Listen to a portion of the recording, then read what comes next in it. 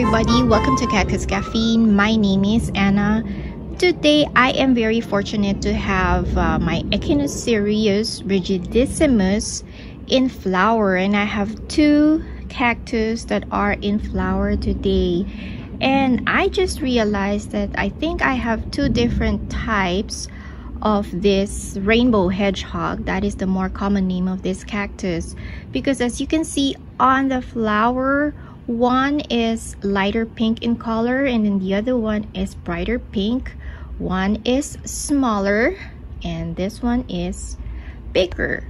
So I do think that I have two different kinds of subspecies of this Echinocereus right here, and I did look it up in the internet, and that's when I found out that there are several types of subspecies of this rainbow hedgehog. If you will also notice the pollen, this one has a dark orange color, almost red, while this one has a yellow pollen. So I believe they are different, although I did not know that until today. Even on the spines, if I could just take a closer shot of the spines, they are also slightly different. So I'm not exactly sure what kind of subspecies I have here, because I get conflicting information in the internet as to how to differentiate each one of them, but it doesn't matter. They both look so pretty, so I'll just call them rainbow hedgehog. The flowers also last for 2 to 3 days. This one is the second day that it has opened. This is the first day, but the longest that I've had this flowers open in the past is 3 days. They would close in the evening or in the afternoon, but in the morning they would reopen.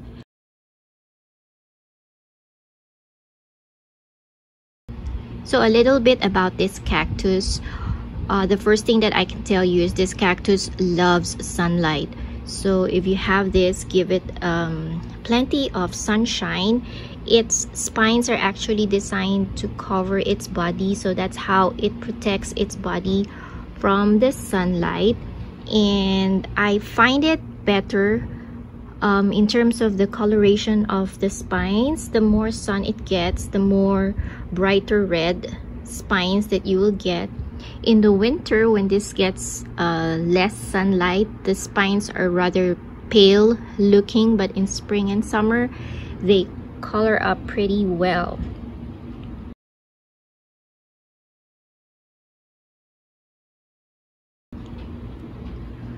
In terms of water, be a little stingy on the watering, because this can be rot prone. So its body stores a lot of water, so it doesn't need to be watered as often.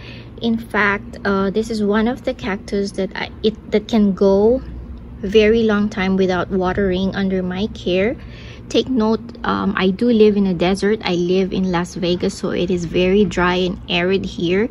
So but this cactus can take a long time, like weeks, without watering, and it will be perfectly fine. In winter, I keep this totally dry. I do not water it at all, and they would shrink a little bit, but not too much.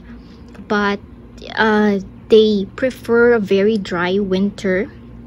In fact, I think the more I stress these guys in the winter with being dry and cold, the better flowering I get during the summer.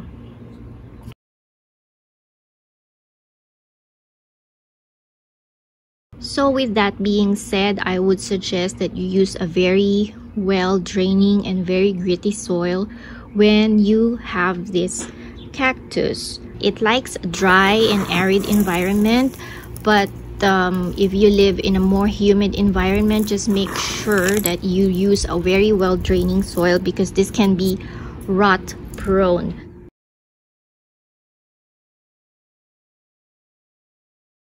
This can take freezing temperatures for a short period of time. They are very, very hardy.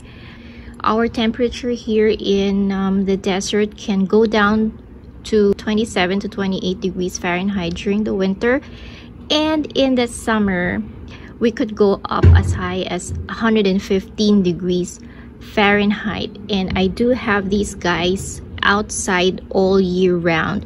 I even have a couple that is planted in my garden, my desert garden, and they were out there perfectly fine, surviving the very hot summer and the very cold winter that we have here in Las Vegas.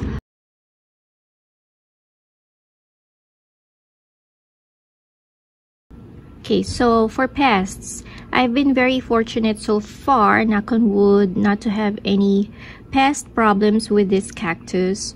Although, like any other cactus, this would also be susceptible to mealybugs and spider mites, so just be very careful with that.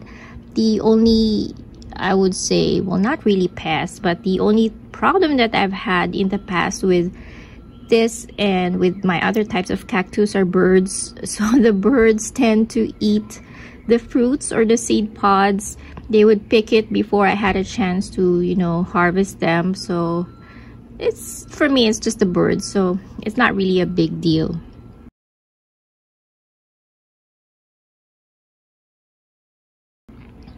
In terms of propagation, this cactus rarely offsets or forms branches.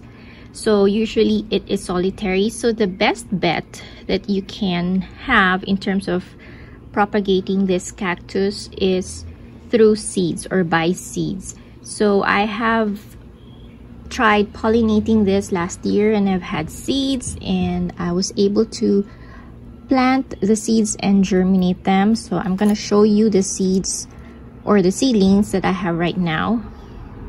So in terms of germinating the seeds, I find germinating them rather easy compared to other seeds.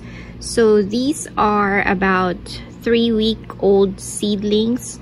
So they started germinating after, I would say, between 7 to 10 days when the first seedlings started sprouting.